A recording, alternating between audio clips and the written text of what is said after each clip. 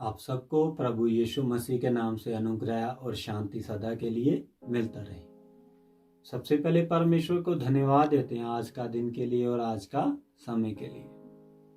जब परमेश्वर ने हमें आज भी इस पृथ्वी पर क्या रखा है, जीवित रखा है, तो आज भी ये प्रभु का क्या है, अनुग्रह है। आज बहुत से लोग हैं जो प्रभु का सेवकाई करने के लिए निकले हैं, लेकिन वो इस संसार में कुछ ना कुछ पाने के लिए ही करते हैं। तो जैसा कि आज हम YouTube पर सुनते हैं, बहुत से लोग प्रचार करते हैं और उनका प्रचार सुनकर, उनकी सेवकाई को देखकर कभी कभार दुख भी होता है, लेकिन फिर भी वचन हमें क्या सिखाता है, अगर ऐसे लोग नहीं होंगे तो परमेश्वर का वचन भी कैसे पूरा होगा। तो जैसा कि आप आज बहुत से लोग हैं जो इस पृथ्वी पर की ही क्या करते हैं, बातें करते हैं, और उनकी सेवकाई में जो भी बात करेंगे वो इस पृथ्वी पर की ही करेंगे। जबकि परमेश्वर का वचन स्वर्ग और नरक के बारे में बहुत बार बताता है।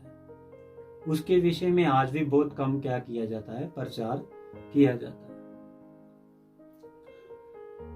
तो सबसे पहले तो चाहे हम सेवक हैं, चाहे कोई भी एक आम विश्वासी क्यों ना है, अगर वो अपने घर में प्रतिदिन अपने बच्चों को वचन सिखा रहा है तो प्रभु की अनुग्रह और शांति उस घर में बना रहता है। अगर आप दिन भर बोलते हैं कि हम संडे को चर्च चले जाते हैं और उतना ही काफी है, तो आप आगे चलकर बहुत बड़ी मुसीबत में पड़ने वाले हैं।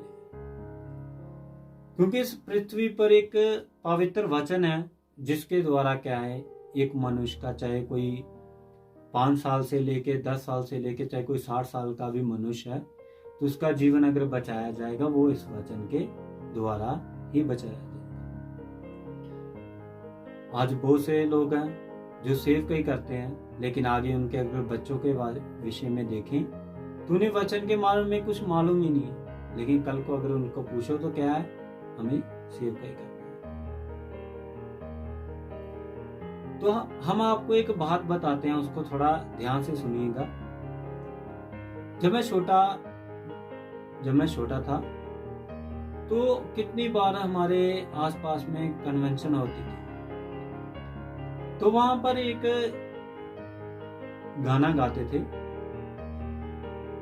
जीवन देने के लिए यीशु है बुलाता तुम्हें। तो मैं बहुत बार ये सुनता था, तो मुझे ये गाना भी अच्छा लगता था। लेकिन अगर वो ही गाने को अगर आज के हिसाब से अगर देखेंगे, YouTube के पास्टरों के हिसाब से देखेंगे, तो आज वो गाना कैसे अगर गाएंगे। तो आइए, यीशु आपको वीजा देने के लिए बुलाता है, यीशु आपको घर देने के लिए बुलाता है, यीशु आपको फौरन भेजने के लिए बुलाता है, यीशु आपको गाड़ी देने के लिए बुलाता है।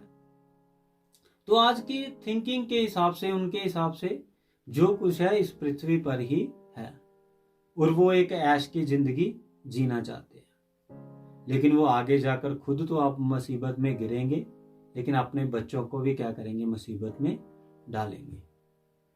क्योंकि परमेश्वर एक न्यायी परमेश्वर है और कभी किसी का पक्षपात नहीं करता। फॉर एग्जाम्पल, मान लो मैं, अगर जो कुछ मैंने इस पृथ्वी पर बोया, अगर वो परमेश्वर मुझसे ना कटवाए तो वो न्यायी परमेश्वर नहीं है। जो मैंने इस पृथ्वी पर बोया है, अगर वो मुझसे ना कटवाए तो वो न्यायी परमेश्वर नहीं ठहरता। अगर उसने लिख कर दिया है तो वो अपने वचन को पूरा करने वाला परमेश्वर है। तो आप ध्यान से रहें, सबसे पहले परमेश्वर का वचन को सीखें, तब जाकर परमेश्वर अगर आपको आज्ञा दे, अनुमति दे, तो वही परमेश्वर की सेवकाई के लिए आगे बढ़े।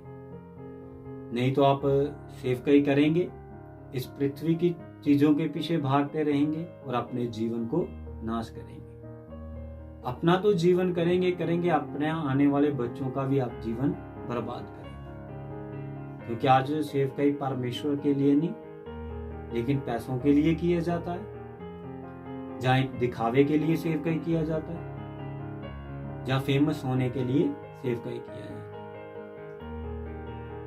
तो अगर आप परमेश्वर में अपना जीवन बिताना चाहते हैं, अगर आप वचन को नहीं सीखेंगे, वचन सीखना तो सबके लिए क्या है, जरूरी है, इसमें कोई भी कॉम्प्रोमाइज नहीं कर सकते, हमें भी और हमारे बच्चों को भी। तो जब हमने भी शुरू में आज से 2013 में वचन सीखना स्टार्ट किया, तो उसके बाद जब हमने वचन सीखा, धीरे धीरे वचन सीखते, आज भी हम वचन को सीखते हैं। और उसी के साथ साथ मैंने अपने छोटे भाई बहनों को सिखाना, अपने रिश्तेदारों को सिखाना शुरू किया, लेकिन उन्होंने किस हद तक ग्रहण किया, परमेश्वर उनके मनों को जानता है। तो अगर आप इस पृथ्वी पर कुछ पाने के लिए परमेश्वर का नाम ले रहे हैं, तो वो ही आपके लिए आगे चलकर मुसीबत बनने वाला है।